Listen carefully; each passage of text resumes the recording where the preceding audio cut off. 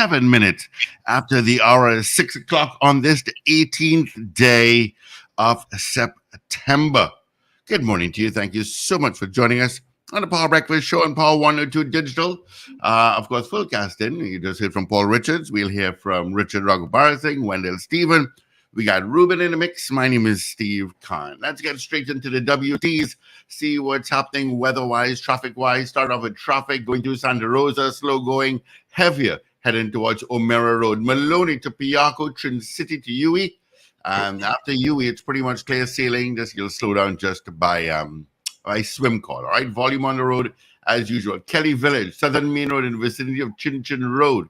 You've got some traffic. Let's head down San Fernando. Because down there have plenty. Temple, got nothing to tell you about. Solo, pretty much after Freeport, heading straight towards after Monroe Road. It is a bit sticky. You'll see a lot of red lights. All right. Weather-wise, what they're saying the weather for today, pretty much copy and paste yesterday. Got some rain in Paria yesterday. I was totally shocked. The weather for today. Pretty much generally hot and sunny conditions, despite the chance of a few isolated showers.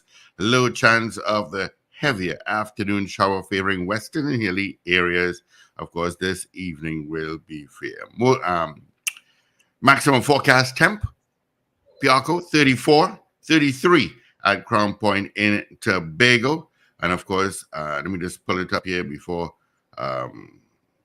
let's see. Let's see. Where did I put it? You know, you always put things. Yesterday's maximum forecast, they're saying on August 27th, data at Piarco confirmed the hottest day for 2023 with 34.7 reported at that time. Yesterday, Piarco maxed out at 34.8, making yesterday the hottest day for 2023. All right, checking some temps across our listenership. 14 degrees and cloudy in Toronto. Miami, you're clear at 26. Orlando, partly cloudy and 25. New York, you've got some pitter-patters and 18 degrees. Atlanta, clear at 16. London, mostly cloudy and 18 degrees. Tampa, 27. Washington, D.C., 17. Our good friend out in Los Angeles, California, 18 degrees. All right. It is 26 degrees at Piarco and at Crown Point in Tobago. And quickly, let's say hellos to some of our listeners and viewers on YouTube as we stream. Oliver Manwaran, good morning. Wendy and James. Doreen Pierre, good morning. Trini in Boston. Vernon Clark. Pauline Buckmeyer out in Fort Lauderdale. Well, Florida, I should say. Miss Ingrid out in Tucson, Arizona. Marcia Rock, good morning. Brenda Isaac.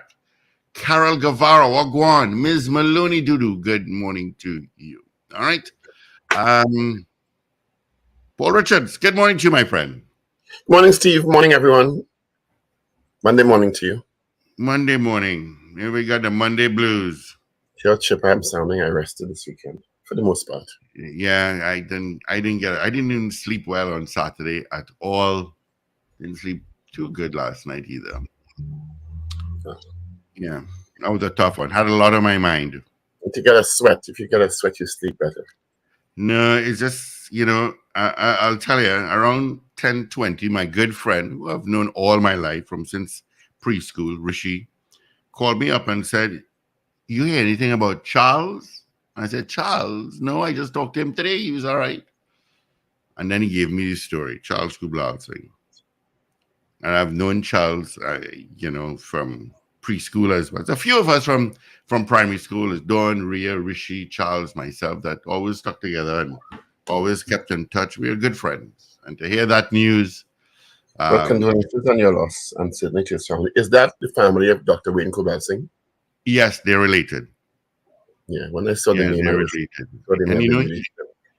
And he just went by his cousin's house right there on Woodford Street, and then this car just pulled up, and as you said in the news, the gentleman bundled him into his car. It was his cousins, Richard and Roderick, who I've known. I know the entire family. If they bundled him into a car, it certainly wasn't a robbery. Well, no. After this, no. This was after he was shot. But yeah, people who Yeah, want to rob you, or just if it's just a robbery, they're not going to bundle you into a car and risk getting caught. That's my point. yeah, Excuse me. yeah. It seems something more than that. If they We, shoot you and then we bundle you into a car. well, no, no. They shot him and robbed him, and his cousins who were standing right there decided to take him to Mount Hope. So they put Well, him. his cousins took him to Mount Hope. Okay, Yeah, they took him. He died on the way. I spoke to that's his sad. wife yesterday, and his sister Angie flew in this morning, and his other sister Julie and brother David. I mean, we know the entire family. You know, we knew his mom who passed away a while back, Auntie Yvonne, and his father. So, and the last thing he said before leaving is always talking to his dog. He said, "Daddy will be right back." Well, he was shot with a 12 gauge shotgun, I don't know. sadly, and they stole Yeah, the gun. Well, they said his attacker stole his gun and his car. yeah, He had and requested a leave after he became witness in a murder case mm-hmm. where one of his then superiors was charged. That matter Yeah, is still sitting before the courts. and that He has to be received a while threats. back. He asked for an FUL because he was receiving threats Mm-hmm. because he was a witness in the case. So, your mind starts to go wild. Yeah. And Police did do I mean, the minute they got a call, from what I read, that they went to St. Joseph and an ex-trail vehicle with stolen plates was on it. You know, this is our next thing. These guys are just taking plates and putting it on whatever vehicles. I don't know. But it was shocking. I couldn't get over that shock. That's why I didn't sleep at all on Saturday night. And of course, they'll have a week. And just on Friday, he was at the barracks receiving an award. it's Yeah, really sad. he told me he was getting an award last week, and I mean, the Pet Butler is right there in Curep, and he is like 2-3 blocks away. So when he passes by, he always stops. If he doesn't stop, he'd say, "Hey, Steve, hey, Charlo." You know, It's really but sad. it's his when I called the house yesterday and I spoke to his wife, they said the children can't even speak. Well, yeah. And unfortunately, that's the case for so many people in this country. Like, I don't know if I could be corrected if I'm wrong, but they haven't found this penal businesswoman, Christina. No, that's another Yet. one. They've been, Valence Rambright and his team have been searching for this woman who just disappeared. They searched for 10 hours on Saturday, using drones and everything else they could. And they have not found this woman. They said her daughter had been pleading. Her daughter's name is Kelly, who lived abroad, had been pleading for anyone with knowledge about her mother's whereabouts. She owned a spa, apparently. She was last seen on September 11th, cleaning the front of her property. Yeah, I think that was the last time they saw her. Yeah. And her phone and car keys were in the house when police went and searched the house. So it didn't seem like, most people don't leave the house without your cell or your car keys. So everything was. You don't know if she was abducted. You don't know anything. She just disappeared, sadly. I feel for these people. I do. Well, hopefully now the Prime Minister has written to the Leader of the Opposition to officially extend an invitation to have crime talks. And as I said last week, remember I said Guy Griffith is going to be part of that team? That was confirmed yesterday by Barry Paderas. Yeah. That makes sense. I mean, if the man has It's logical. law enforcement expertise and he's certainly a political ally of Mrs. Pasabi Sessa and the UNC after they had the arrangement in the local government election, I would imagine. And not only that, Gary Griffith was Minister of National Security and National Security Advisor under Mrs. Pasabi Sessa's government. Exactly. So, and then he was a former police commissioner. He is a former police commissioner. As I said last week, I would not have been surprised to hear that Gary Griffith would form part of the UNC's team if that meeting came to fruition. Well, the meeting is coming to fruition. The Prime Minister sent an email and letter dated September 16th in writing, requesting proposals for the discussions, and each team will have 4 members. As we said last week, they're not going to go by themselves, you know. And he's asked for the leader of the opposition to send proposals. The government, I guess, will send theirs, and they will have discussions. We see how it turns out. I mean, to be a fly on the wall in that meeting. It will be something else. Imagine that. Not surprised. Yeah. But something needs to be done regarding this small percentage that holds this country to ransom. Yeah, it's small compared to the rest of the population, but I have no idea how small it is in actuality, in raw numbers. Certain percentage. The Prime Minister is in New York. Yeah.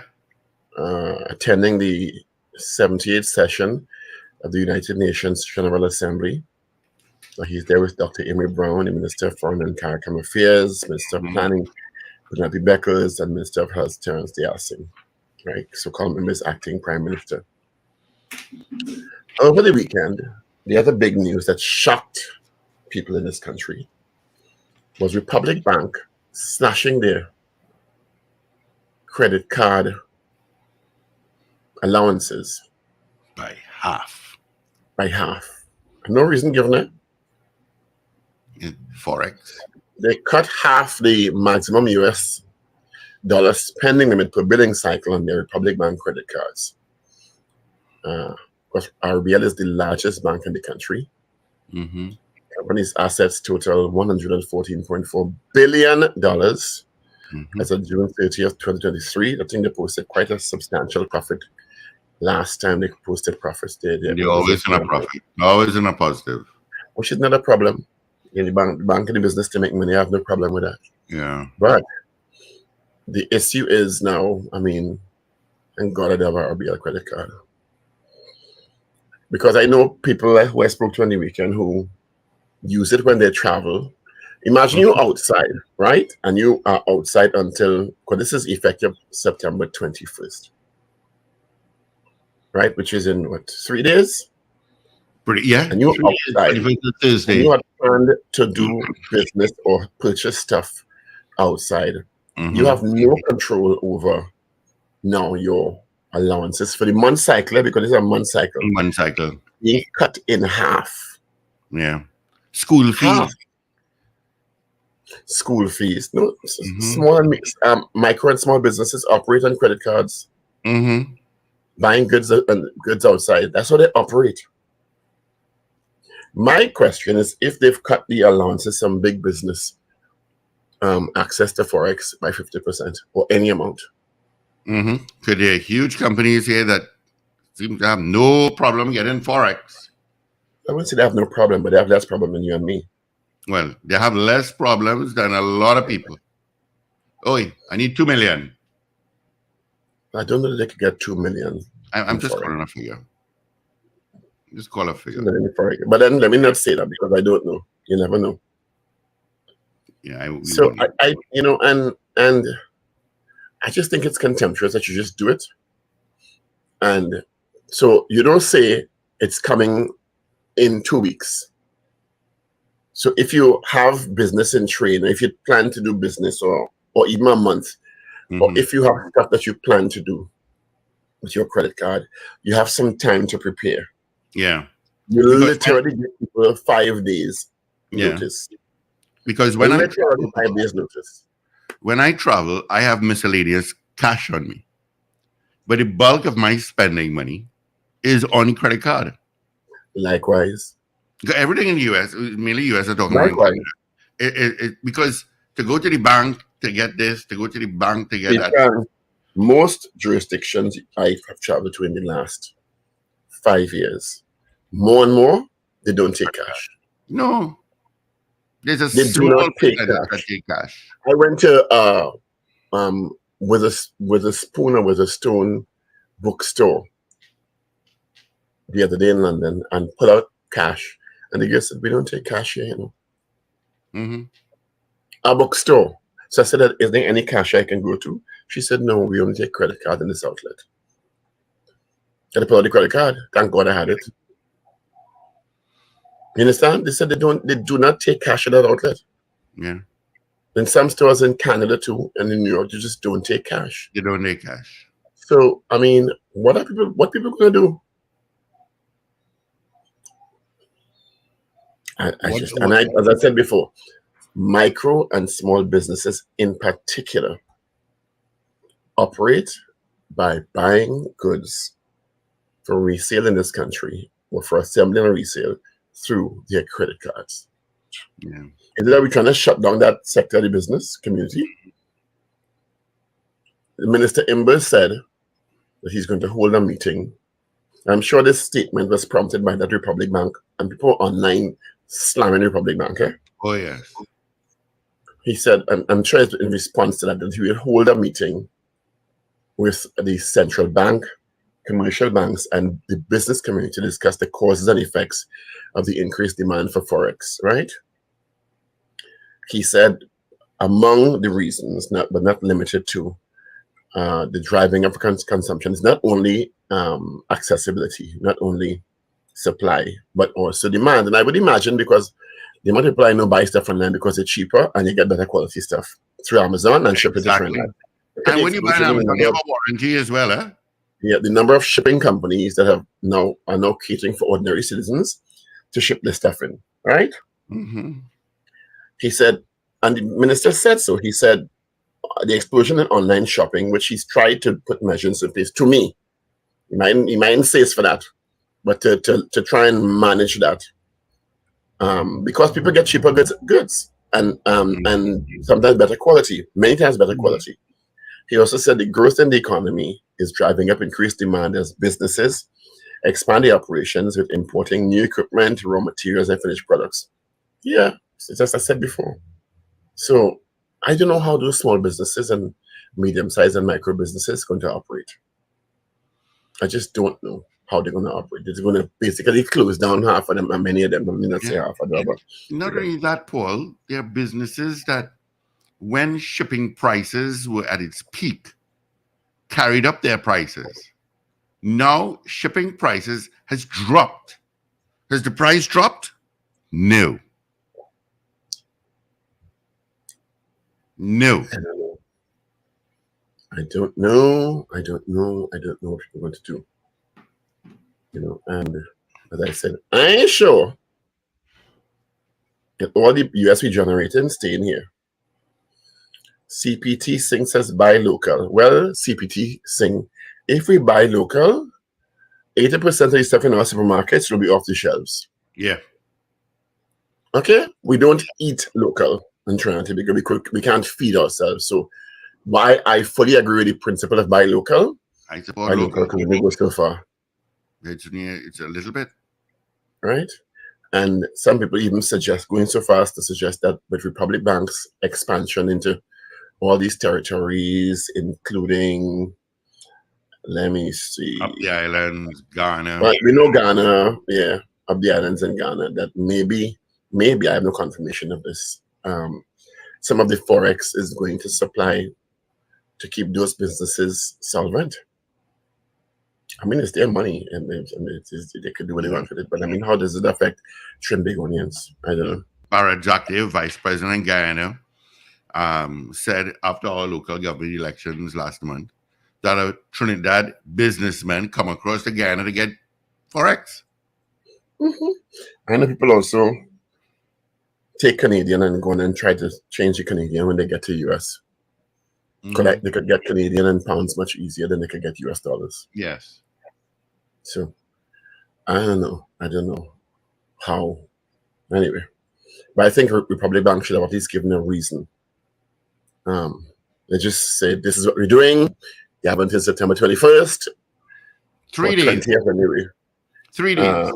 But this is after. This is Saturday. The school term has opened in the US. You know, I know people that give their kids studying abroad a credit card for emergencies. Not even for emergencies, just for living. just for But it's not living, cheap. It's living not cheap expenses. living in the States or Canada too.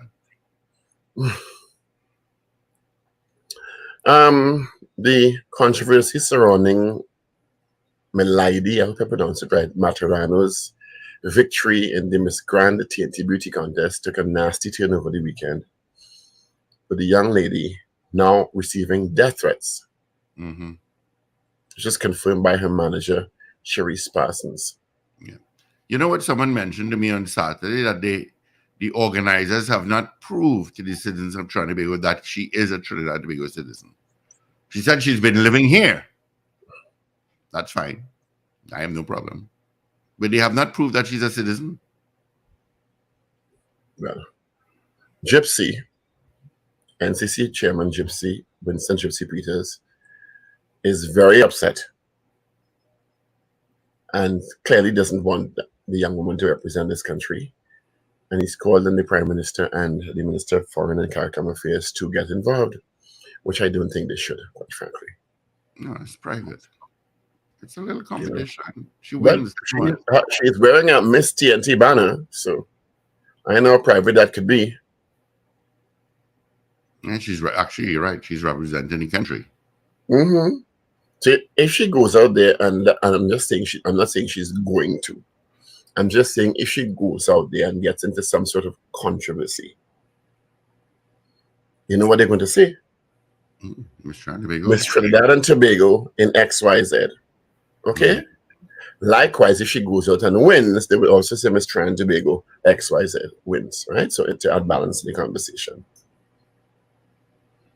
Right? So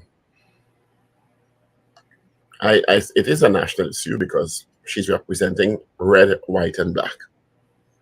But I still don't think that the government should get involved. And I think you're absolutely right, Steve. By this time, the organizers, which is a very strange thing I read over the weekend, that her manager is the franchise owner of the competition.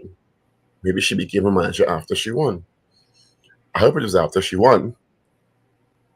You understand? Mm-hmm. Because for the person who managing you and own the franchise at the same time, I don't suspect there may be some sort of conflict of interest issues involved here. But maybe she became the young woman's manager after she won.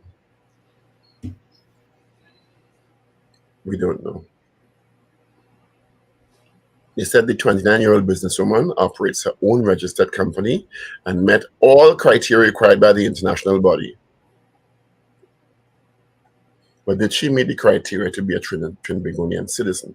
Mm-hmm. Which is different to the criteria of the international. Mm-hmm. Or maybe different, let me say.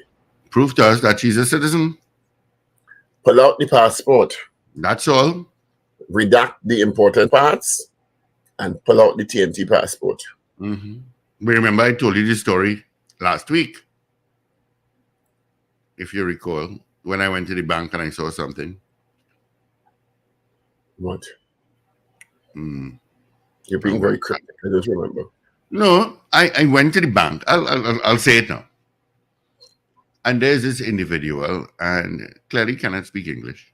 He's using Google Translate. And his wallet is open, and I just glimpsed. You know, when you're in Italy, you have nothing else to do. You can't watch it. You're macking. And I saw a TNT ID card. And I said, okay, no problem. I just thought it was a bit odd. You can't speak English, but you have a TNT ID card. But why would you not be able to have a TNT ID card? We have been living here for a while. So again, I ask the question, why would it be odd to have a TNT ID card if you can't speak English? All right. So if you live in here, for example, for you to get a landed immigration status or a Canadian passport, you have to be living the equivalent of 3 years in that country. How long is the equivalent for here? Right. So are you suggesting everyone will take the same time? No, I'm just saying for a period of time, you should know how to speak English. And which means that, and that is based on a presumption that a certain number of time is taken by everybody. Yeah. Well, I don't know that speaking English is a prerequisite to having a Trinidad and Tobago ID card or passport. Yeah, I just found it odd. Let me say good morning to a few people joining us a bit late. Mo Gaines, good morning. Garth Celia, Rena Bodu Jennings, Guy Small, Winston Jones, we did say CPT Singh. Richard Jeremiah, good morning to you all. Thank you so much for watching us on YouTube this morning as we stream audio and video. I like your Good background. news. And some good news after all that bad news. Trinidad and Tobago has not been named in the list of Caribbean countries that U.S. President Joe Biden has named among the major drug transit or major illicit drug producing countries for fiscal 2024. The list includes, it was in a memo issued by U.S. President Biden, Bahamas, Belize, Dominican Republic, Haiti, Jamaica,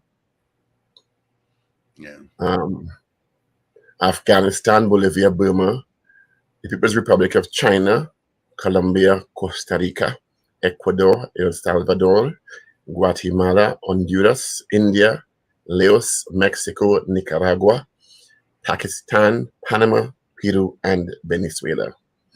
Now they've changed the definition of major drug source countries to include countries of precursor chemicals used to produce the drugs, the illicit drugs, significantly affecting the U.S. So Trinidad and Tobago seemingly does not make or have enough quantity of the precursor chemicals, so we don't fall into the list. The statutory definition of a major drug transit or major illicit drug producing country has now been amended in Public Law 87-195. I was watching To Catch a Smuggler Saturday on National Geographic, and they had this package that was from Trinidad and Tobago heading to Australia. So they looked at it and they said mechanical parts, a fan. So they decided to open it up. So they pull out the fancy fans where just like a tower. So they decided to open it up. And then the guy said, so what's this seam doing here? So he opened it up and decided, well, in the seam of inside the fan, they decided to open that up and check it out. Full of cocaine, valued over $168,000. Last time there was speakers that was being shipped. They'll put drugs in anything. Yeah. Including their own bodies, of course. Well, you always see that. They'll put drugs in anything. Yeah. Over the weekend also, I also worked a bit. And I had the opportunity to interview for a little series I'm doing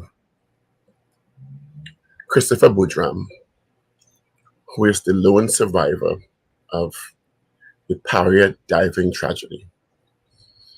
And let me tell you, it was one of the most difficult hour and 40 minutes I've ever had to interview somebody.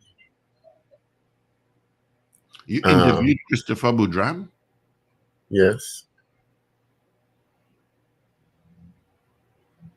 How was his demeanor? Well, I'll give you a teaser now. And from there, we had to go further. We had to, I had to go in front to see. I should actually set it up. This is him talking about surviving in the 30-inch pipeline after being sucked in from about 1 in the afternoon that Friday to about 6 p.m. when he eventually was able to crawl his way out and being the lone survivor. So that's the context to this piece when he was describing him talking to his 3 of his 4 colleagues. He spoke to 3 of them. They were talking. They ended up together in an air pocket. And only one he never heard from, who may have been unconscious or may have been killed when sucked in. So this is him talking about him having to leave the others after they crawled together in the pipeline. I had to go in front to see. I told them, listen, let me go in front. Let me check out, how far this water pocket is, if there's an next air pocket where, maybe we could body breathe at one tank and reach to the next air pocket. You know, at first, Kazim was reluctant in letting her go. He was like, Chris, no, don't go, don't leave him. I said, bro, I'm not leaving you, I'm coming back. I just go and check it out and come back. So I took the tank. I went in. I swim a good way and realized like there's no end to this. That I know for a fact 2 persons wouldn't be able to body breathe in this distance and survive. I came back, telling fellas we can't go further together again. Small cats grab onto my foot and say, Chris, don't leave me, don't leave me. I say, cuz I have to go forward, bro. I just go in, I will get help, I will come back. Say by now I guarantee sure Andrew may be halfway down in this line looking for us. You know, plus they have a whole heap of divers there. All this I telling Kaz is just something to comfort him, but I myself wasn't sure because I don't even know if upstairs was an explosion. You know, the boat had an explosion and caused all of this. We don't know what happened. We don't know what's going on. I don't know if up there is bare fire. You know, but just to keep he and Yusuf calm, you know, tell them don't worry. Them fellas will be there on the way I rescue them. So imagine you being sucked in violently into this pipe. Because they really don't know what happened at that point.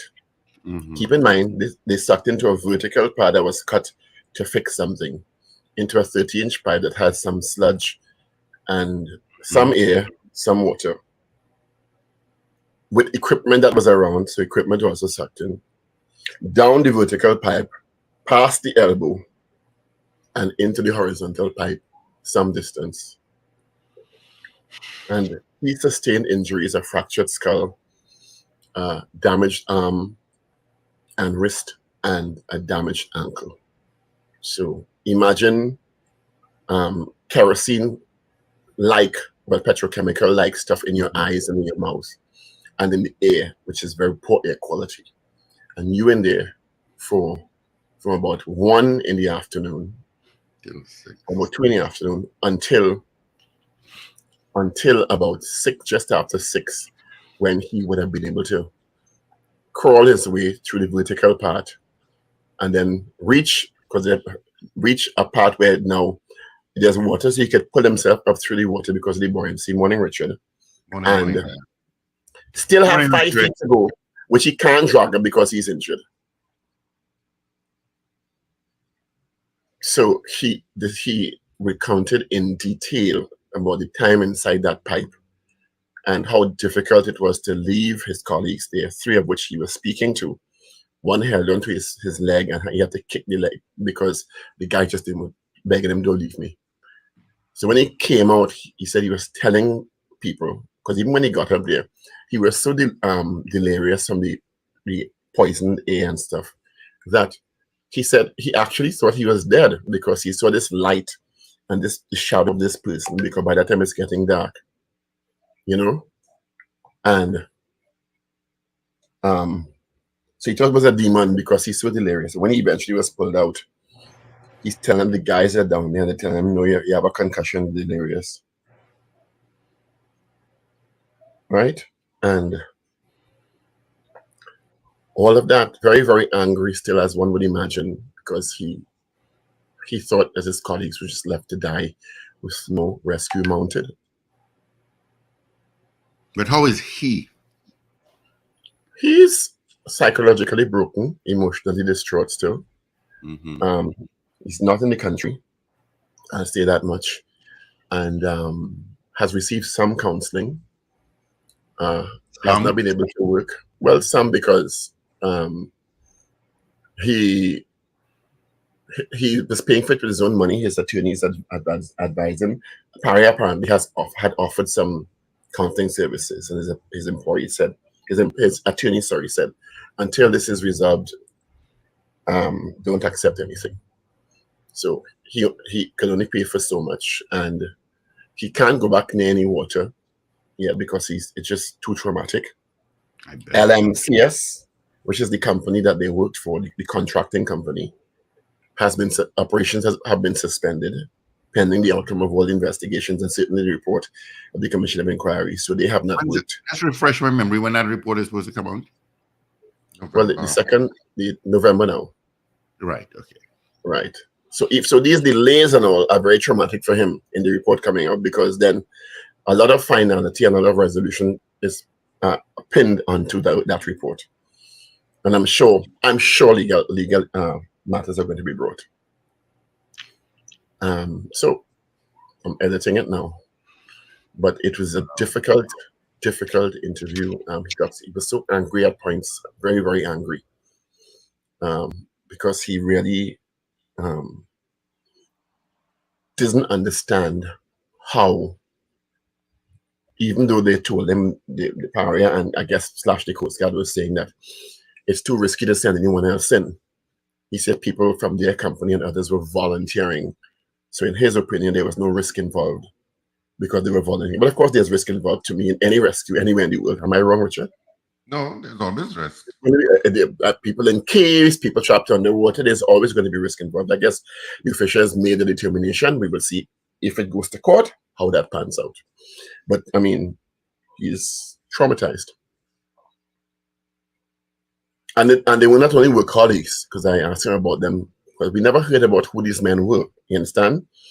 We heard about what they did and what happened, but I asked him about the men, and you could tell they were friends, and they had children and wives and families. It's a very, very, very, very sad story.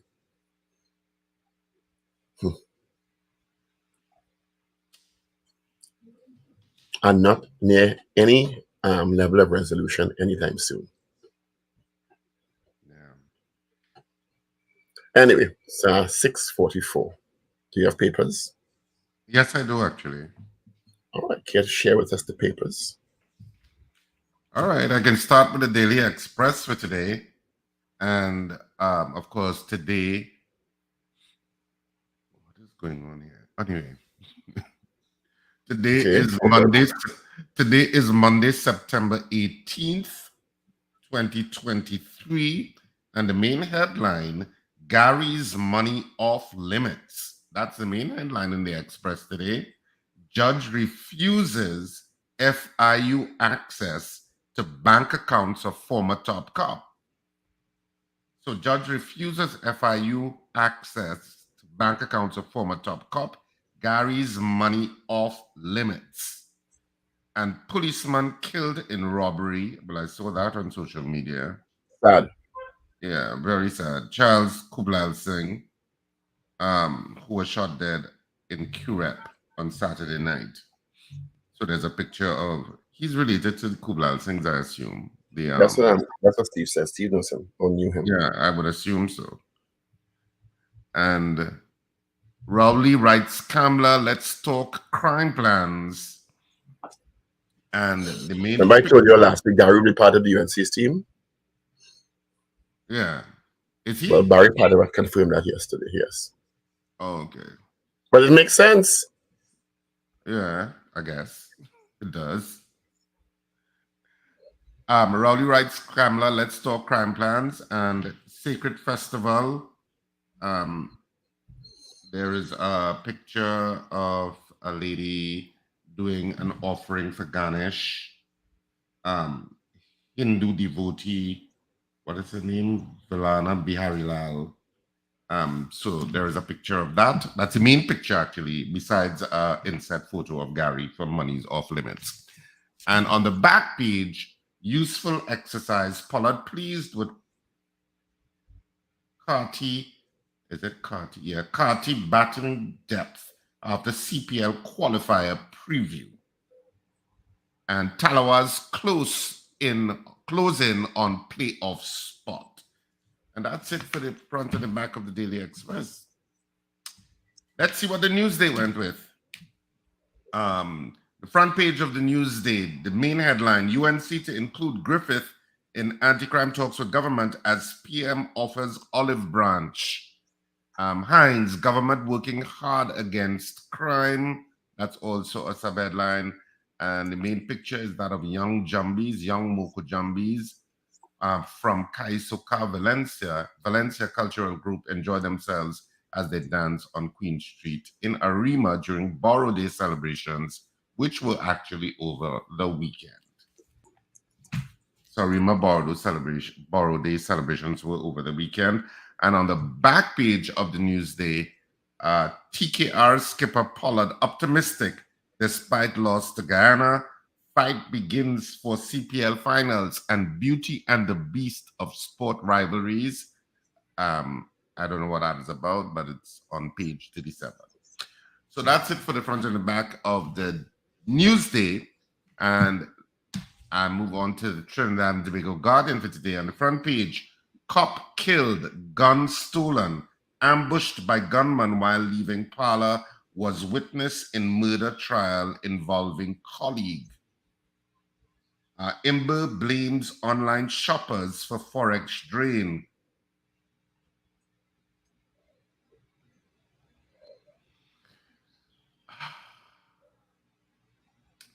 Imber blames online shoppers for Forex drain. Take away what you will from that statement. And UNC includes Gary on Crime Talks team. That's also on the front page. And a member of the Trinidad and Tobago Yatra Committee performs a blessing ritual on a devotee who took part in the Kali Yatra Festival, I hope I'm pronouncing this correctly, at the Valencia River yesterday. So that's on the front page. That's the main picture. And on the back page of the Trinidad and Tobago Guardian, TTFA penalizes Wire United. That's it for the 3 dailies this morning. All right. Thank you, Richard Rich. Let's say good morning going out to Richard M. Jeremiah, Beauty Culture. I really don't know how to pronounce your name. Oluwa. Good morning. Oluwa, Olufemi, I fully agree with you that why doesn't America put itself and the UK on these lists? What list They is that? certainly made the qualification for drug trafficking and illicit producing countries. They have the petrochemical capabilities. Mm-hmm.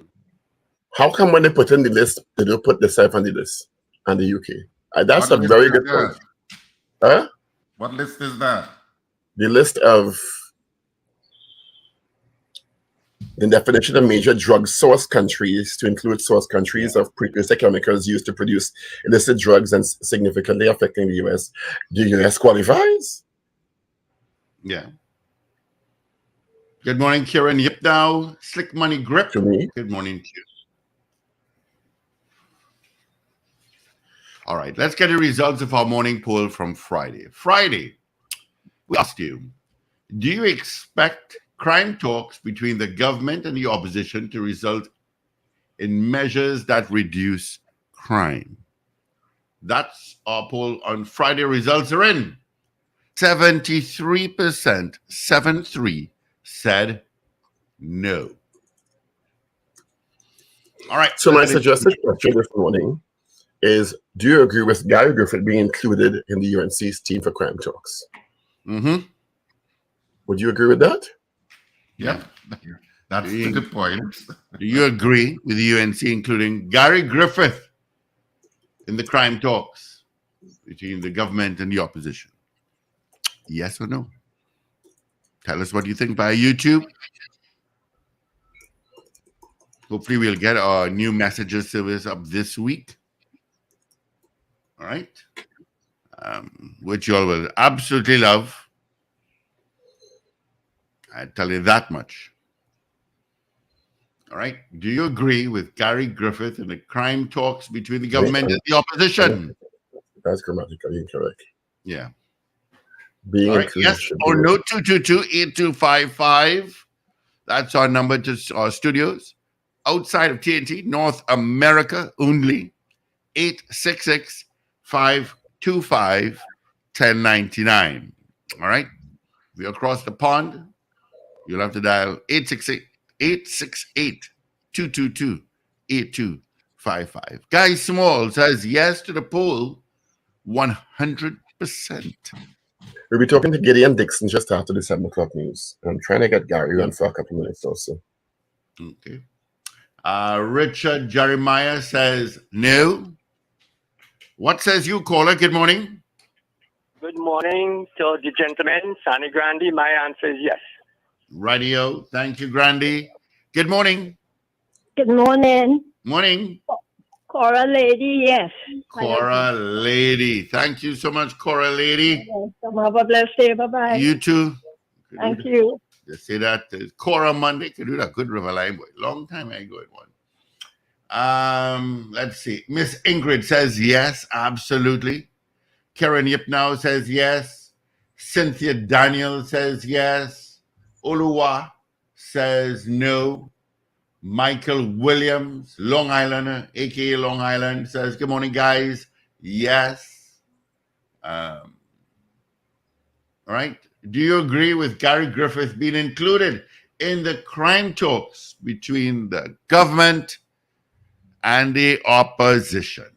Yep, that's our poll this morning. 222 Talk, 222-8255. North Americans, 866-525-1099. That's absolutely toll free. Of course, people on the web and the app, you will have to send your votes via the comment section on our YouTube feed. Yeah. Good morning, caller. Hi, good morning, gentlemen. My answer is no, that FUL report needs to be clarified first before any consideration can be made. All right. Thank you. That's no. Good morning, caller. No, I don't agree. All righty. No, I don't agree. There you go. Thank you. Rena Boodoo Jennings says no. Kavan says yes. Ish out in Malik says yes. I feel like a psychic this morning, yes? Good morning, caller. Yeah, good morning. Morning. I'm calling from Texas. I agree with Griffith being on the on this crime symposium or whatever it is. Yeah, crime talks. Yeah, I agree with that. All right, Texas. Thank you so much. Okay. Thank you so much for listening. All the best. Trevor Broadbelt says no. Trini in Boston says yes. And he says anything that could help. Ms. Maloney says no. Carol Guevara says no. Julia Espatiste says yes. Lorna. Morning, Lorna. Morning, Indy. And special good morning to Carly. Yes. Alrighty. 222-8255. North Americans, 866-525-1099. Do you agree with Gary Griffith being included in the crime talks between the opposition and the government? Spades says yes. What says you, caller? Good morning. No, emphatically no. All right, New York. Thank you so much. No. Slick Money Grip says hell no.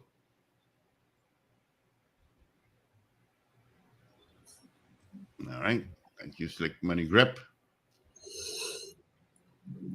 Coming up in 4 minutes, we have major news. Evie will be our anchor. All right. Do you agree with Gary Griffith being included in the crime talks between the government and the opposition? Yes or no? 222-8255. North Americans, 866-525-1099. Or you could also do like Slick Money Grip and Ish and Julia and Carol and You could imagine that meeting on YouTube. Oh gosh. I find that meeting should be broadcast. That meeting should be streamed. Yes. At least the first 15 minutes of it. They walk in and they sit down and they shake hands. We should see that. The awkwardness. Yes, come on. I thought we could see we might be able to hear everything versus national security issues. But the first 15 minutes when they walk in and they greet each other and they hug and they kiss. And they say, I'm sorry for what I said before. Sorry.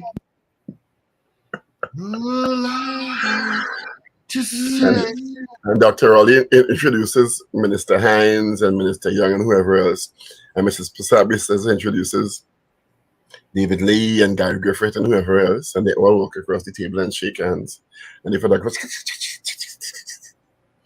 and when Gary and Dr. Rowley shake hands, and then they start, the handshake get shaky, and then they start to arm wrestle at the table. Pass the hand sanitizer. And keep teacups out of that room. Yeah, boy. No teacups allowed. None. All right. So that's I find we should sit it for 15 minutes. I really find so. Karen says yes, no teacups. That will be a meeting. They should really stream that meeting. Well, the first 15 minutes. They can't stream everything. You can't stream everything. That's the cordial part. That would be interesting. Well, you can't tell me nothing, boy. Wash him up, boy, in charge of this meeting.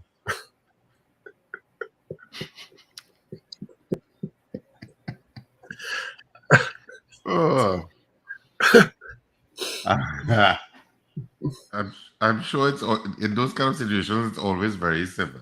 At least when the tension of the walking into the room. It's still civil. Tension in my body. People are civil, and people put everything. It's the meat of the meeting that it might surface. It's Trinidad and Tobago. Okay, it's Trinidad and Tobago. Lesser meetings is an open back and confusion. So we're still taking your votes as we head towards the 7 a.m. news. Do you agree with Gary Griffith being included in the crime talks between the government and the opposition? Kenny out in Harlem. Kenny out in Harlem, I say no to the poll. Thank you, Kenny.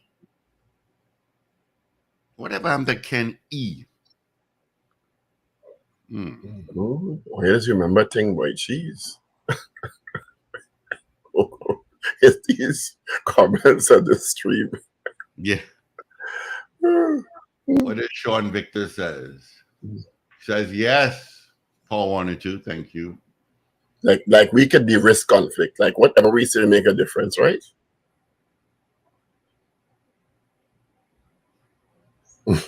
We could tell them you're going to the meeting and behave, okay?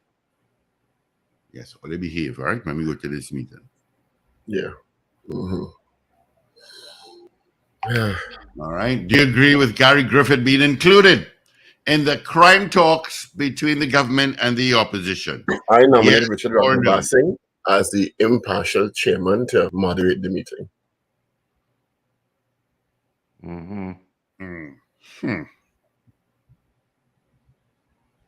I've seen Diana Benskin. Did you give Diana Benskin's vote? No. But she's saying yes, he should be involved.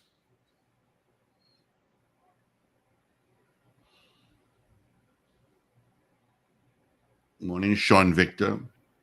Gary walks into the meeting in the background playing, "You can't keep a good man down." Oh, Lord. No. You all know we're just joking, right? You all know that. It's all Lando says no. Richard P. Knight says no, he should not. Edwin Marshall says yes to the poll. Remember, he is the best at everything. Oh, good. The sarcasm is speaking into. Lord.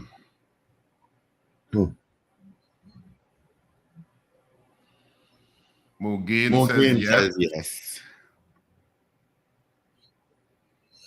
And this probably generate a lot of interest.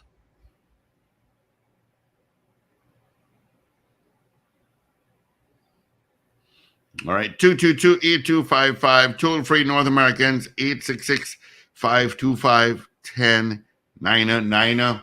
Do you agree with Gary Griffith being included in the crime talks between the government and the opposition?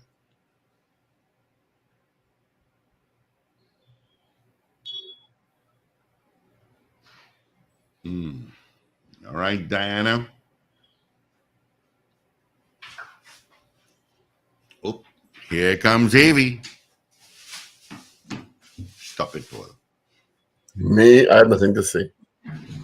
Well, this is the shade behind the scenes. That's what I would say. You would not believe what Evie just did. You would not believe. She mashed up the microphone. She threw down my entire bag. It's a good thing I cleaned it out this weekend. All right, let's get into our major news, shall we, Evie? This is your news bulletin from Power 102 Digital. Government writes to the opposition leader saying that it's willing to discuss safety matters.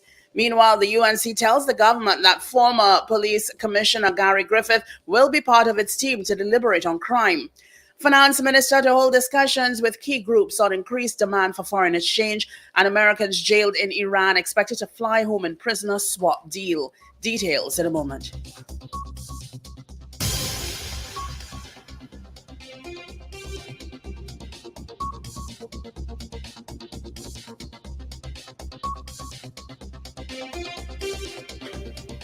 This is news to 7 o'clock on Power 102 Digital. I'm Avril Sintel Bab. Good morning. Prime Minister Dr. Keith Rowley has written to the opposition leader, Kamala Persad-Bissassa, indicating government's willingness to explore the options available to address the matter of safety and security of the population. In the letter, dated September 16th, Dr. Rowley requested in writing the opposition leader's proposals for bipartisan discussions between the government and the opposition. Dr. Rowley said the government is also prepared to share with its own ideas, programs and policies for inclusion in these discussions. The Prime Minister said after the opposition's proposals are made, both parties can move to establish teams comprising 4 members each from both the government and the opposition to discuss the initiatives proposed. Opposition leader Kamala Persad-Bissassa, meanwhile, says she is ready to meet with Prime Minister Dr. Keith Rowley as soon as possible and lead her team to the table for talks on crime. The former Prime Minister said it was unfortunate that Dr. Rowley was only now heeding the opposition's call to meet, but she says she is willing to consult with the government in the interest of the people as Trinidad and Tobago is under siege by criminal elements. The opposition says yes to meeting with the government. However, Member of Parliament for Princestown Barry Paria has indicated that former Commissioner of Police Gary Griffith will be part of the UNC's team. Speaking at the ceremonial opening of Parliament recently, President Christine Kangaloo called on both the opposition and the government to collaborate on issues of national safety. MP Paria said the UNC is ready to meet with the government and is willing to provide solutions. However, at a news briefing on Sunday, MP Paria said the UNC will meet with the government with persons who are experienced in this area. Prime Minister Dr. Keith Rowley left for New York yesterday, Sunday, to participate in the 78th session of the United Nations General Assembly. This year's theme is Accelerating Action on the 2030 Agenda and its Sustainable Development Goals towards Peace, Prosperity, Progress, and the Sustainability for All. His Excellency Dennis Francis of Trinidad and Tobago has been appointed the president of the 78th session of the United Nations General Assembly. Also participating in the Prime Minister's delegation and attending the 78th session of the UN General Assembly are the Minister of Foreign and CARICOM Affairs, Dr. Amory Brown, Minister of Planning and Development, Penelope Beckles, and the Minister of Health, Terence Dialsing, who will also attend the 78th session of the UN General Assembly. Minister of Finance, Colm Imbert, will act as Prime Minister until Dr. Rowley's return. The Minister of Finance will be holding discussions in the near future with the central bank, the commercial banks, and the business community to discuss the causes and effect of increased demand for foreign exchange. The talks will also focus on strategies to deal with the current challenges and the most appropriate policy for the allocation, management, and distribution of foreign currency, as well as strategies to increase the repatriation of forex earned overseas by local businesses and foreign businesses operating in Trinidad and Tobago. Meanwhile, the Minister of Finance has cited the growth of the economy as one of the factors responsible for the increased demand in foreign exchange. He gave the update as the ministry responded to an editorial in the Sunday Express regarding foreign exchange supply and demand. He explained that the growth in the economy, which started in 2022 and continues in 2023, is driving this increased demand as businesses seek to expand their operations and import equipment, raw materials, and finished products. An increase in online shopping over the last several years is also contributing to the situation. The ministry says this practice is driving up the usage of US dollars denominated credit cards as consumers take advantage of the availability of cheaper goods overseas. There's also the question of imported inflation increasing the unit costs of imported items. Energy repair works were expected to be completed by 6 a.m. on Sunday following the vandalism of electrical equipment at the Golden Grove Booster Station on September 15th. The situation resulted in customers in the Five Rivers areas experiencing a disruption in their pipe-borne water supply. Members of the public have been encouraged to report all acts of vandalism or suspicious activity they observe at the authorities' installations to the Trinidad and Tobago Police Service or the authorities' customer call center toll-free numbers at 800-4420 or 800-4426. You are listening to news on Power 102 Digital to 7 o'clock. 5 American citizens jailed for years in Iran are expected to fly back to the U.S. today as part of a prisoner swap. The 4 men and 1 woman, who also hold Iranian passports, are set to board a plane in the Iranian capital Tehran, but the timings are unclear. Their release is dependent on the transfer of $6 billion in Iranian funds earned from selling oil to South Korea to banks in Doha, which is now said to have been completed. 5 Iranians imprisoned in the U.S. are expected to be freed at the same time as part of the swap, which was mediated by Qatar. U.S. President Joe Biden has long been urged to bring home Americans who have widely been seen as hostages used by Iran as bargaining chips. Well, finally, here is weather news for the period today until midnight. Trinidad and Tobago predominantly hot and sunny despite the isolated shower. There is a low chance of the odd heavier shower or thunderstorm favoring western and hilly areas of Trinidad during the afternoon. Mostly fair night. Gusts and street flooding are possible in the event of a heavy downpour. Please remember that a hot spell warning, yellow level, remains in effect for both Trinidad and Tobago. You can look out for a temperature high of 34 degrees Celsius at Piarco International Airport this morning and 33 degrees Celsius at Crown Point in Tobago. Currently, the temperature is 27 degrees Celsius at both localities. Recapping your headlines to 7 o'clock.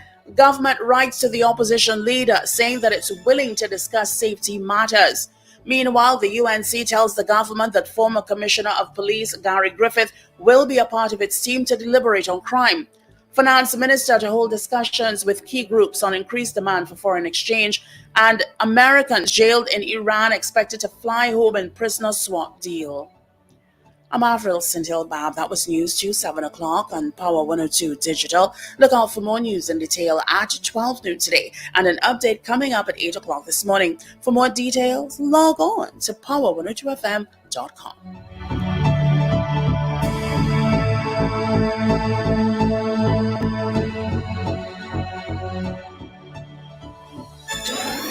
Up to date and credible. Power 102 Digital. All right, thank you so much, Avril, for our major news. You can join her again at 8 o'clock on this, the 18th day of September, for our news brief. Quickly, let's take a look at what's happening traffic-wise. If you're leaving San Fernando, you've got some traffic pretty much from Taruba. If you're entering San Fernando or from the highway, you've got traffic there as well. But from Taruba, slow going up to Claxton Bay, on the south River Road into Bill, leaving Couva, passing through Chase Village, got some traffic. And from Couva, heading straight towards the interchange, you've got traffic this morning. Monroe Road, Main Road to Highway, heavy. Southern Main Road from Chin Chin Road, also a bit heavy. St. Helena Kelly, actually from Chin Chin Road to Curepe, you've got traffic. And then from Maloney, straight into pretty much UE and then Curepe, Port of Spain, traffic. Diego Martin, Maraval, Lower Santa Cruz, going up Lady Young Road. Eastern Main Road is a bit busy, heavier from Uriah Butler Highway heading to Mova. All right, quick traffic update for you. Hope it helped you to one way or the other. All right, so let's get the results of our morning poll. Good morning to you, Winston Jones, saying yes. Scorpion Pepper, good morning. Of course, we asked you this morning, do you agree with Gary Griffith being included in the crime talks between the government and the opposition? And the Right. result. So, well, we had 31 people voting on the poll this morning, and of the 31 people, 18 of you said yes. You do agree with Gary Griffith being included in the crime talks between the government and the opposition, and 13 of you said no, you do not agree. 18 people said yes, 13 people said no.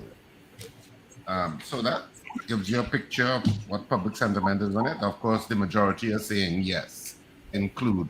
And some of the comments were, if I'm rephrasing it, some of the comments that was streaming through was that all hands on deck, basically. That they felt that everybody should be included in terms of contributing to the problem. Contributing to solving the problem is what I should say. Sure. 7:13. Good morning. Welcome. Let's welcome Gideon Dixon, who is the president of the Police Social and Welfare Association. Good morning, Mr. Dixon. Thanks for joining us this morning. Good morning, Mr. Richards, to you and the team. Thanks for having me this morning. Yeah, would you care to answer our question? As I said with the start, we all hands on deck. That will be the cry of the association at this point in time. All hands on deck. First of all, condolences, on the loss of one of your colleagues yesterday, Mr. Charles Kublal Singh, SRP Charles Kublal Singh, was murdered shortly after leaving his home on Saturday night, according to police reports at around 8:03. They received a report that there was a shooting on Woodford Street in Kirep. Really sad news. How did the association respond to something like this? The association would also like to offer deepest condolences to the family, the friends, the co-workers, the community to which Mr. Kublal Singh resided. And it is again another episode which demonstrates that police are not above the law, and we are not susceptible to what is actually occurring in society presently. It is also a clarion call for all our officers, be it on duty or off duty, to exercise a greater sense of vigilance and due diligence, both in surroundings and in movements.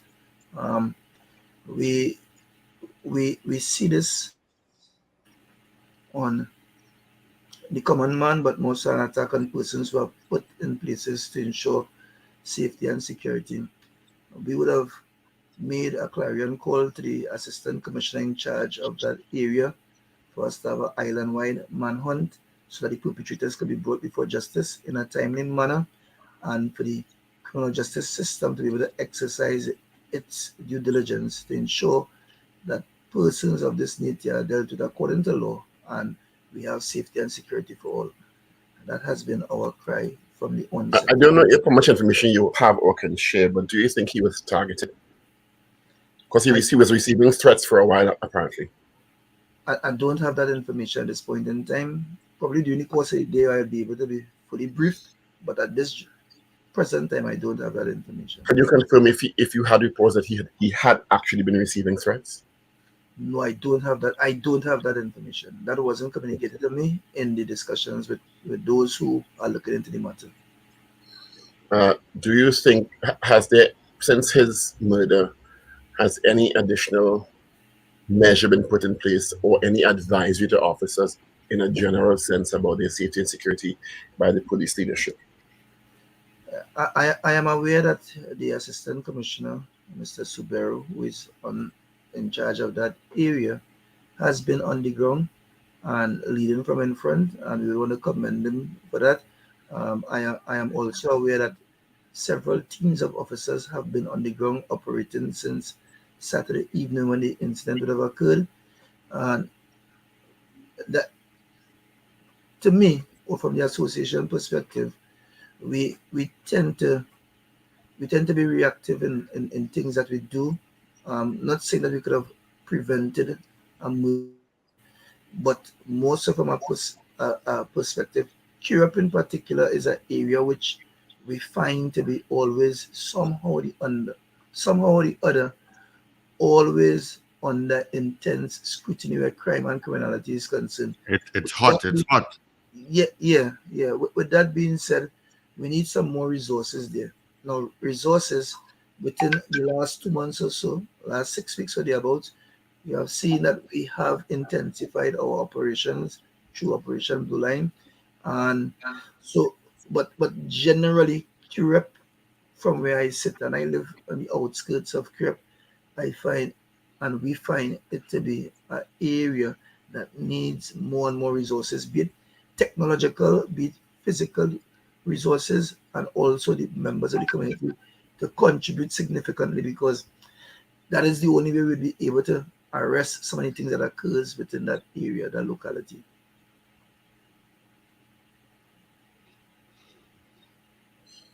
I want to move. Go ahead, Richard. Yeah, but I was going to say we wanted to move to the issue of the tragedy that would have occurred last week with regard to the, or was it earlier this week, with regard to the police officer and the murder-suicide, alleged, let me say that, and the issue of how police officers deal with the trauma that they sometimes interface with on a daily basis. A lot of times as a society, we are concerned with the crime situation and etc. And we are always concerned about murders, etc. But we are just reading it. Police officers are actually physically interacting with the scenes, and that has to have some sort of psychological effect. What's your experience in terms of officers talking about those issues and the issue of counseling and the infrastructure to deal with the psychological effect of that kind of interfacing with the ugly part of Trinidad? That's an excellent question, Mr. Richard. Excellent question. I couldn't coin it any better. I'll start off with just what we have in place, and then I will delve into how our officers would engage with it on a daily basis, and then I will subsequently look at the last part of what you said there. So I have some data here to present that we have both a victim support unit and a social work unit that is in place in the organization. The association also have separate and apart a welfare committee. And through those entities, we try our best to reach out to officers who are in need of psychosocial support. We also, through the victim support unit, they engage in victims of crimes and dealing with both the counseling and the debriefing session. So the data would show that on a quarterly basis, the victim support unit will treat with approximately 800 reports where victims of crimes are associated. Our social work unit deal with an average of 90 police officers who are sworn officers, and we also have members of staff who are unsworn. Approximately 90 of them would be dealt with through counseling and debriefing on a quarterly basis. Those are our two standalone units who work interconnected with each other to ensure that we engage both the internal staff and those who are victims of crime on the outside. Now, that being said, that unit has some challenges. I'll get into that in a little bit. We also have where our welfare committee, which comprises of approximately 14 persons, and we had our secretary and assistant secretary who engaged in actively engaging officers family who would have been officers who would have died and their family remain, and the report is given to us. We engage them on a daily basis to check on their mental status, to check on their social status, to be able to bring some resolve and some support to them in these times of need. We also had the support through the TTPS help desk, where someone was responsible for engaging every single situation. Those are things that we have and have been working for us. So oftentimes one would hear of the incident or the gruesome incident and not know what occurs behind the scene. We have structures that are working behind the scenes. These grouping of officers and by extension civilian professional staff, they don't go around with a placard indicating the successes that they have, but the association is quite mindful of a lot of the results they would have in fact been able to bring members of the public and also the police officers back to a state of normalcy. Our homicide unit is a unit which we try our best to provide whatever support they need, because they are exposed to the gruesome murders on a daily basis. And as you are aware, we are well over 400, and that in itself, through the senior super in charge of Homicide Bureau, who knows my number at speed dial, whatever the unit requires, be it advocacy, better working conditions, they would reach out to us. The officers, I know the senior sub there, he engages in rotation so that the officers wouldn't suffer from burnout. And I know that they also utilize the social work unit for the officers to have a level of debrief in instances of this nature. But again, we are dealing with the police officer who is a human too, and also be impacted by the fact that their family members could be a victim of crime. Not just they responding to crime, but their family members, their close friends and associates might be victim of crime. So how do we treat with that issue? We also call on the officers that your health is your greatest wealth, be it physical or mental. You can reach out to any of the social work officers. You can reach out to any of the VSU officers. You can reach out to the association. We are here to provide that level of support. We understand our numbers might be as adequate as it needs to be at this point in time. And I am aware that the VSU and social work unit are going through some screening to improve the strength of the officers. Those are the professional, independent persons outside of the police service who provide that level of support to our officers.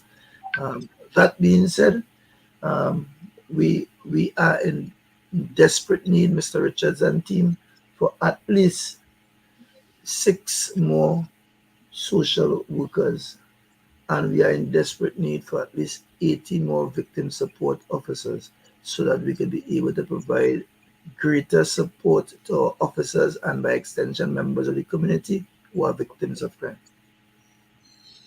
The 90 officers you identified who per quarter who would have sought help, would those be under general circumstances, or primarily those who may have been engaged in, as you said, going to crime scenes and seeing human beings in a state of injury?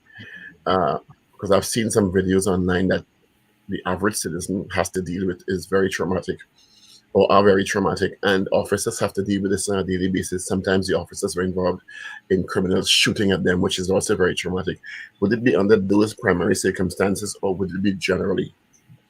It is generally, but we have a standing principle that officers who are engaged in shootings, they must go to the social work unit to be counseled and to also be able to get a level of debrief before they can be placed back out in the front line of activities. So we deal with generally, we try to leave no stone unturned. I know that even so my reference point will be both our department work for the police officers and by extension the support staff to the police officers, and our department also with victims of crime. That being said, that takes on a large landmass when you look at how crime has evolved exponentially between 2008 to present. And one of the challenges I want to put publicly is those persons who are poised and who are the professionals, their salary has been the same since 2008.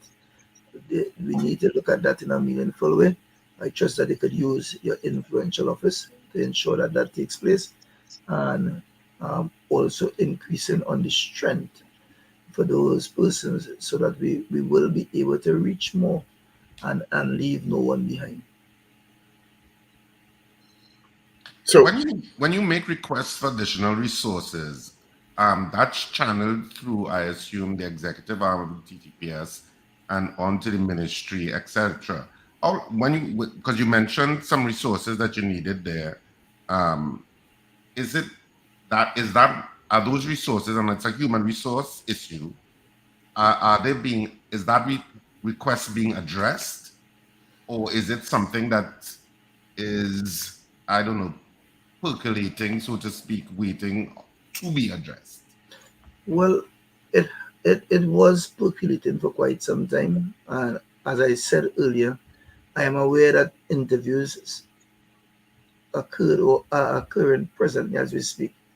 Now, we'll go through interviews, and then persons will still have to wait indefinitely for those in authority to act upon the recommendation.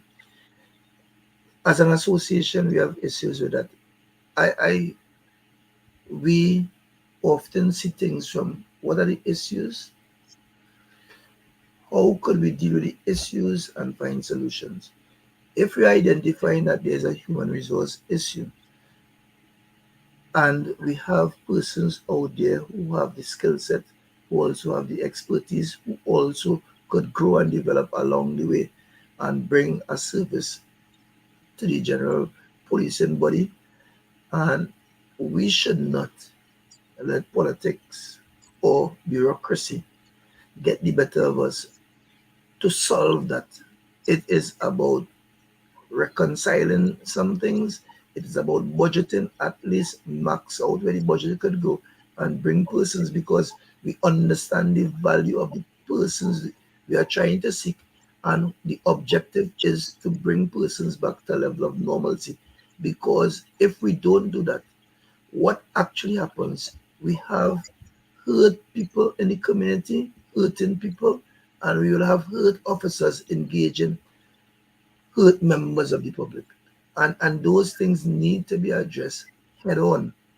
We cannot be too reactive and too slow in our delivery of service for those things.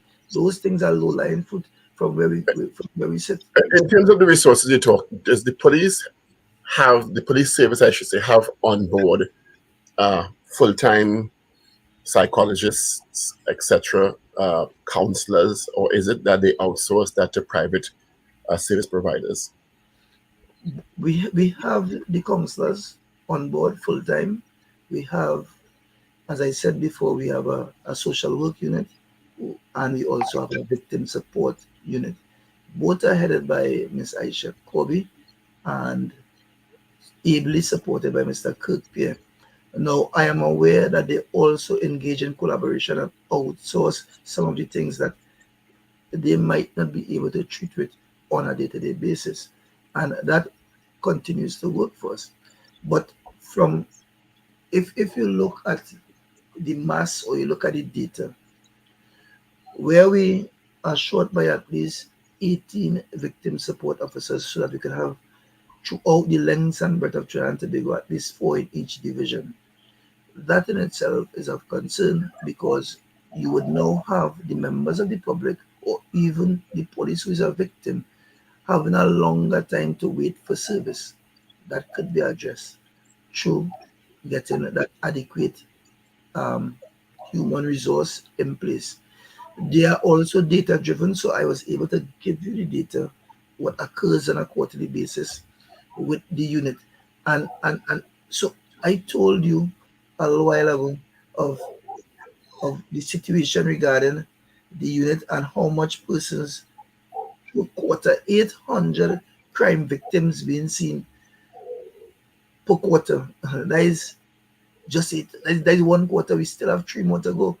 So you multiply that by 4. And that's 800 general public members plus 90 officers per quarter. Yes. Yeah. And you have 18 children. Anybody who knows anything about counseling is not a one-off thing, because if you actually see a counselor and have an hour or 90-minute session, the only way you can work through the trauma someone is dealing with is through a series of interfaces. So if an officer has a one-off or a member of the public has a one-off interface, it's not going to be enough to get them to a point of healing. You are totally correct. The last part of the question I asked, if the 800 is exclusive of the 90 officers, I cannot definitively say that. I will have to get clarity on that. What I could say is this is real data, and real data means real people. And if we use the data to drive how we would want to engage and improve or enhance the delivery of service, we would know an anticipated expectation is at least 2,400 persons per year. Or it was at 3,200 persons per year, 3,200 persons per year as crime victims. That in itself is plenty for a small country of ours. And that in itself, if you deal with 40, if you have 40 victim support officers to deal with 3,200 persons, that is at least 80 persons to deal with per year. And then, as you said, wouldn't be a one-off session. It is ongoing. So these things are things that are important in the mix, in the engagement, in understanding how we could, as a society, improve the support structures that we have so that we could be able to get better products and be able to bring people back to a place of normalcy in a timely manner.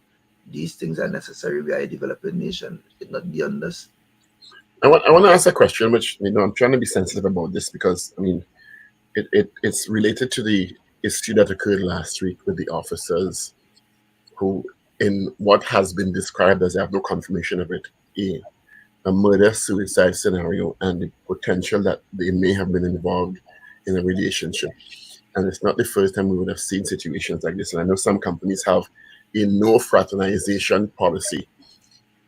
In this case, it's the TTPS, where officers may or may not be precepted and are involved in relationships that can go awry. What are your thoughts on that from the association's perspective in terms of that issue that has come up not once, not twice, but several times in the last couple of years? Right. So it's an interesting question. And from an association perspective, we will not support instances or a no fraternization policy. Our regulation caters for if an officer is in fact married to an officer, what transpires in terms of remuneration. So therefore, any attempts to go and treat with that will in fact breach the law. Additionally, the instances of these things occurring, whether we are police officers or general members of the public, matters of the heart, if not properly dealt with, ventilated, intervene in a timely manner, could run afoul as what would have happened there last week. This might not have been the first instance, but it is not an instance where we are seeing on our annual data these things occurring. Now, one is too much, right? But the reality remains where we are dealing with people, and we are a paramilitary organization. We are not a fully military organization. The association is the Trinidad and Tobago Police Service Social and Welfare Association. We will promote and support activities which will bring our officers closer together, because with camaraderie, with that mutual respect, it aids in your delivery of service to those who you serve. So against that backdrop, the situation last week was one which continues to be investigated by our colleagues. It is one which highlighted that police officers are in fact human beings too. It is one that says that the peer counselors that the organization presently have, the victim support unit that the organization has, the social work unit that the organization have, those weren't sufficient to avert what occurred there last week. But those are there. It tells a story. Our officers need to move away from taboo and old talk of things of the past, where when you feel that if you are going through trauma, you ought not to engage with these units and these persons. I came into the organization 29 plus years ago, and I heard of those scenarios which persons' confidentiality was breached, and it left a bitter taste in persons' mouth. We are at a stage right now in our organization history where I could attest, having sat there at the office for the last 4 years and fully aware of the work being done by these two units, the social work and the victim support unit, and their strict level of professionalism, which we are not aware of any breaches being put outside there in terms of persons' confidential matters. So we are calling on the officers and the wherever you may be, if you may be going through anything at this point in time, please reach out or engage a peer counselor within the organization. Are you saying there's still some sort of reluctance in some part because of past issues? Yes, sir. Not only personal matters, but generally to seek help. Yes, sir. That still exists to some extent, and that existence to me or to us as an association is a cop out at this point in time.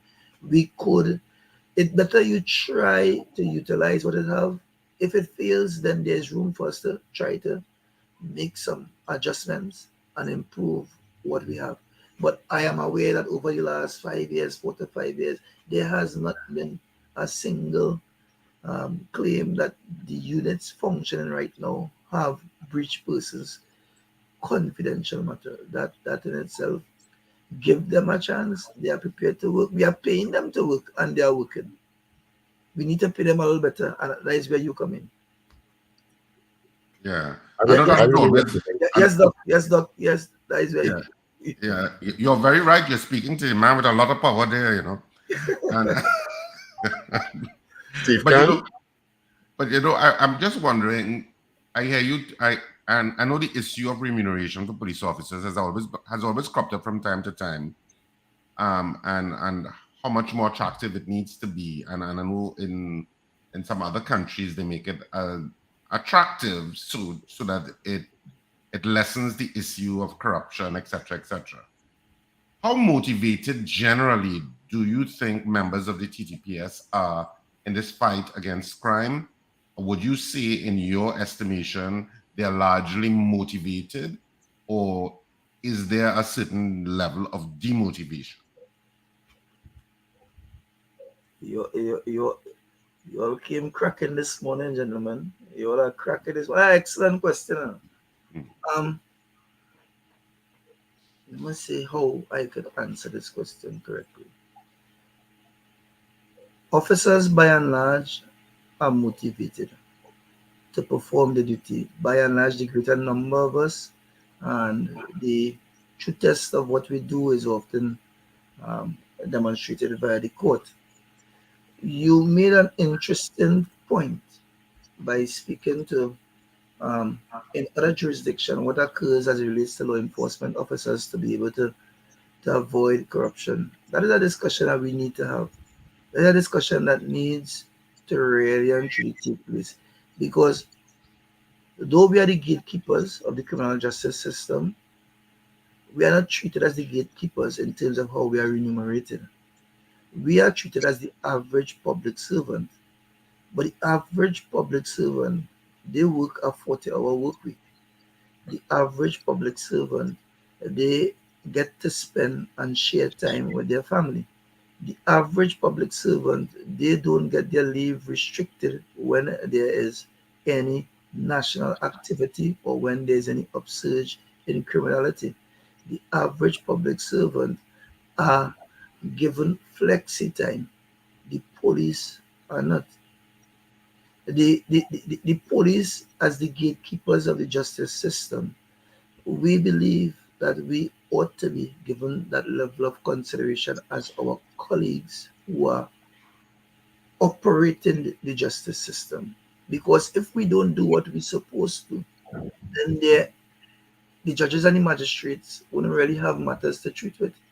But they are paid to be able to keep their integrity intact, to keep them away from corruption, and no institution or body is free from corrupt activity or corruption. I understand that every time there's a testing case to treat with integrity and corruption, the police is always the first that is targeted. By and large, our officers have no issues with being a target, but don't use us willy-nilly to be able to satisfy any particular agenda when we have all other state sectors under the umbrella that are not being targeted, and they perform some form of duty to the members of the public in which we serve. So if you are doing something, we believe, and in this instance, I'm just referring to integrity testing through polygraph, do it across the board at all levels. In the instance of where remuneration is concerned, I am aware that several of our colleagues have had an issue with us being pegged with the public sector in terms of the 4% offer by the government for the 2 trienniums. We are aware, but we are fully cognizant that the country itself might have been going through some difficult times. So we absorb some of the challenges that would have occurred there and accept it from an informed perspective, because we also are aware that there is a job evaluation exercise that is guarded on the horizon that could bring us closer to market value, and that should start in January of 2024.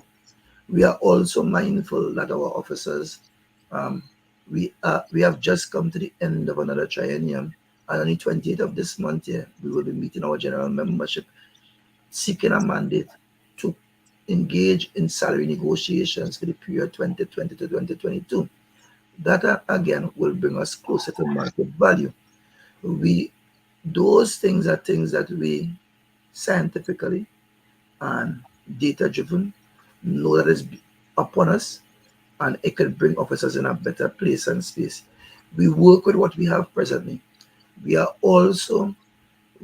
encouraged our officers to go the way of those who have other skill set, expertise, and it doesn't compromise their policing ability to submit their data to us for us to engage the Commissioner of Police, who have already in principle given the assurance that those persons will be afforded the opportunity to register their companies. We believe that the time has come as a body for us to support each other more, because look, up to yesterday, we had created a chat for all our entrepreneurs to be able to engage and showcase their services, not compromising their policing acumen.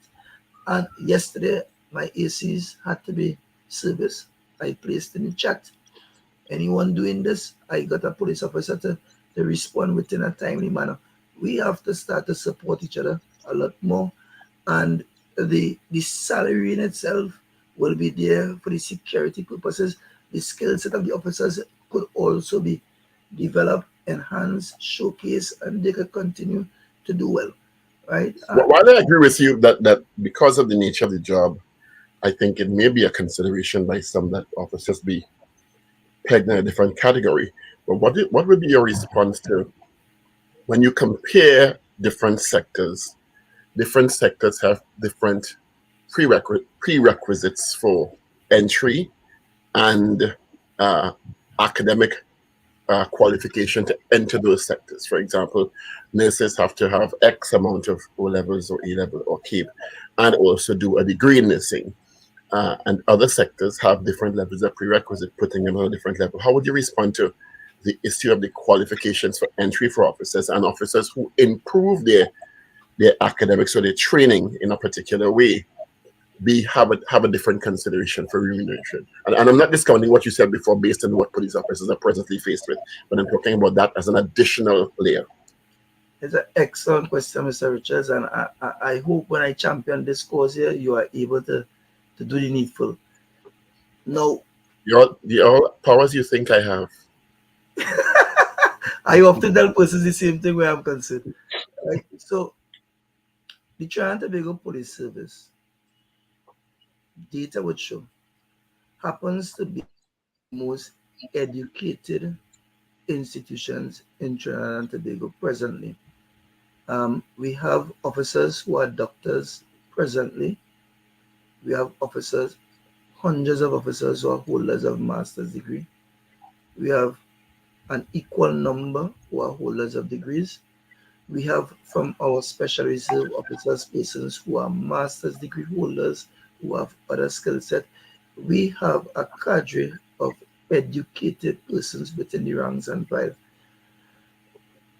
We, the association, will be making a clarion call in the not too distant future for all persons who are aspiring to the first division to be the holders of at least a first degree.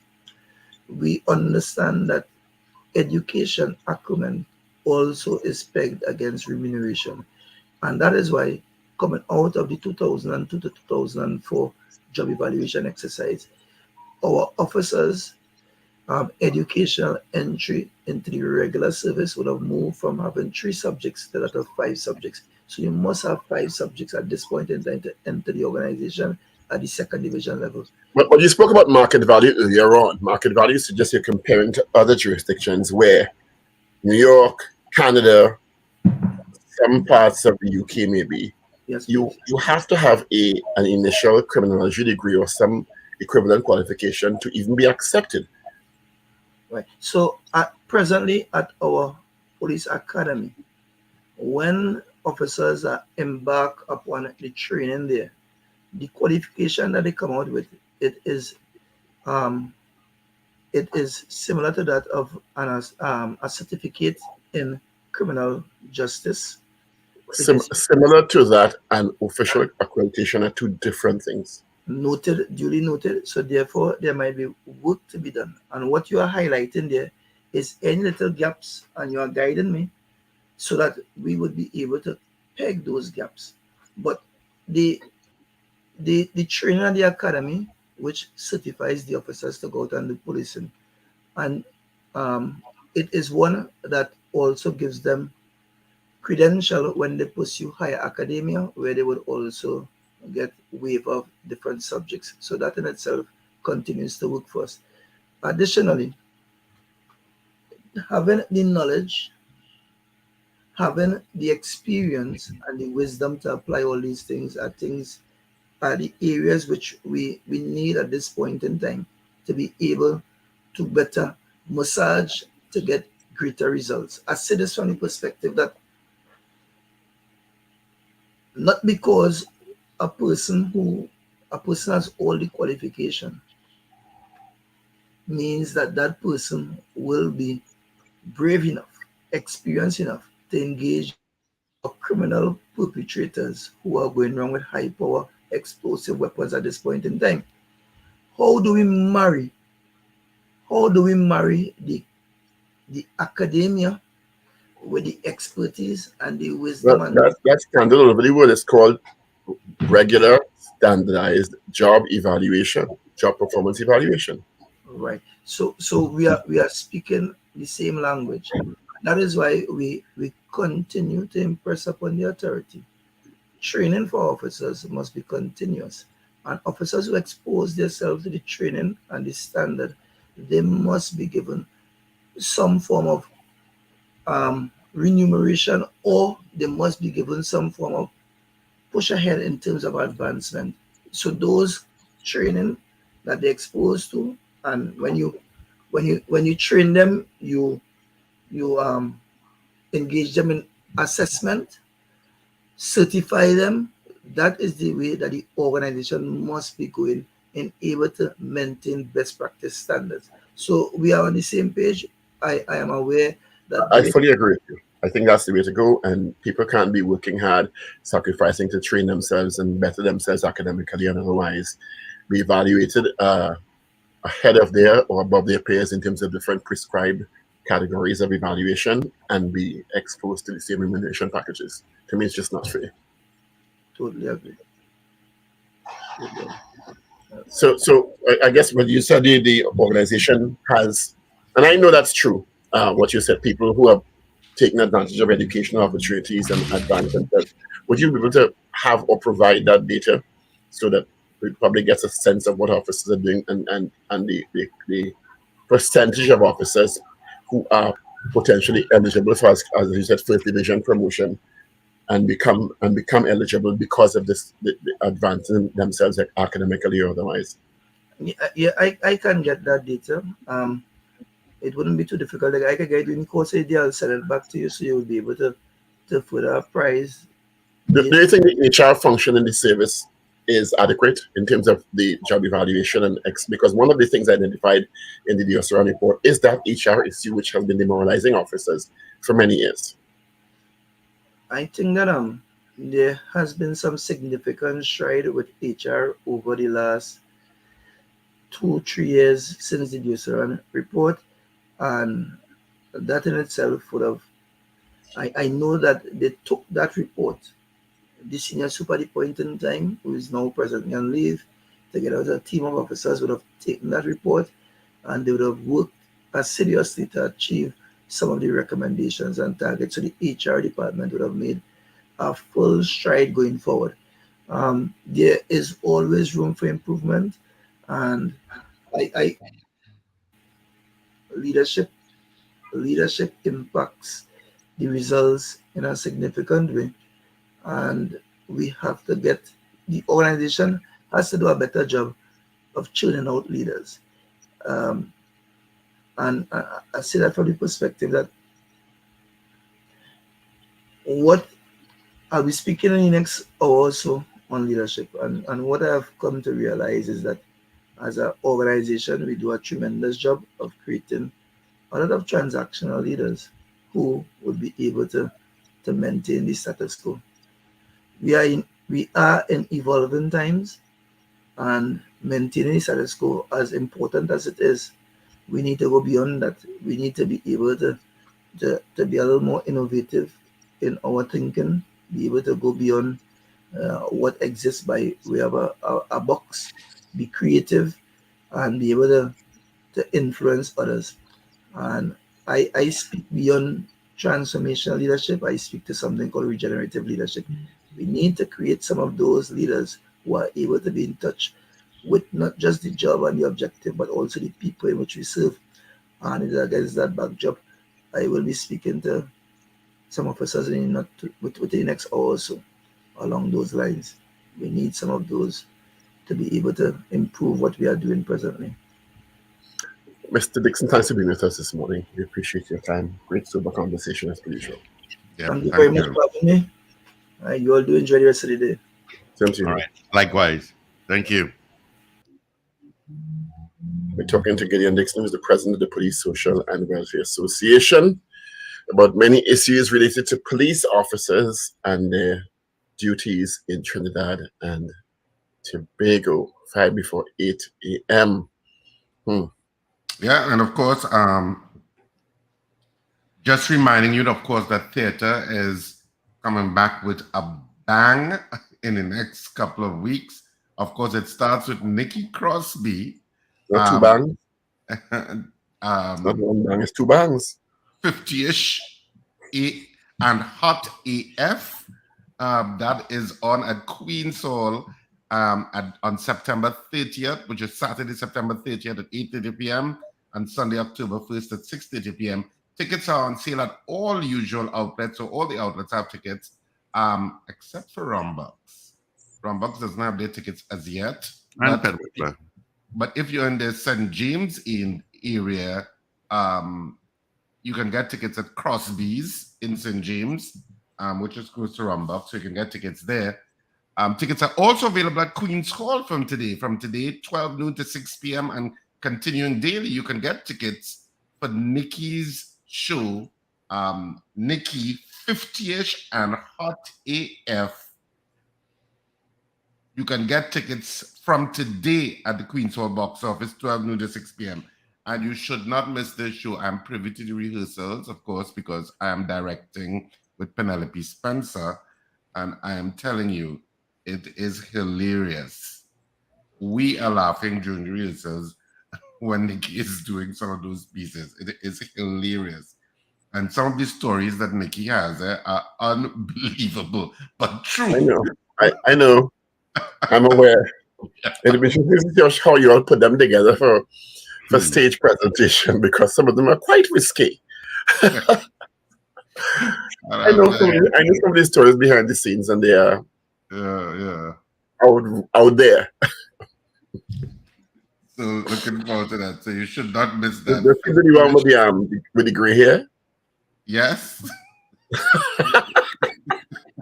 With the gray hair? The discovery of the gray hair? And the antics that go about the discovery of the gray hair? Yep. And the removal of the gray hair, said gray hair? Yep. Okay. Well, I have seen that one behind the scenes live, and it is not for the faint of heart. So it's going to be. So you can get your tickets to the gay show. It's on.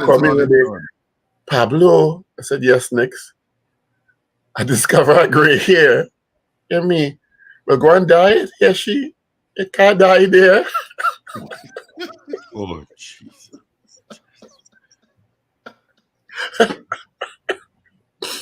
I said, well, pluck it, dear Nikki, dear Nikki, dear Nikki. Go pluck it, dear Nikki. Pluck it, Nikki. Have a great day, everybody. Be safe. Absolutely. Have a fantastic day, whatever you do. And so as I said, theater is on. And of course, the first week in October, Bacchanal Bubble and Bad Behavior is on at Naparima Bowl. That's where we open that play. And that's also, featuring a hilarious cast, including Deborah Buku Mason and myself. I'm on stage for that show, and I'm on stage more. I know a lot of people complain for the last play. You produce and directing 2 shows at the same time, you're mad, you know. Yeah, it's a lot of work. Trust me. It's a lot of work. But very enjoyable. So speak to you bright and early tomorrow morning, and have a fantastic day, whatever you do. All right. Thank you, Paul.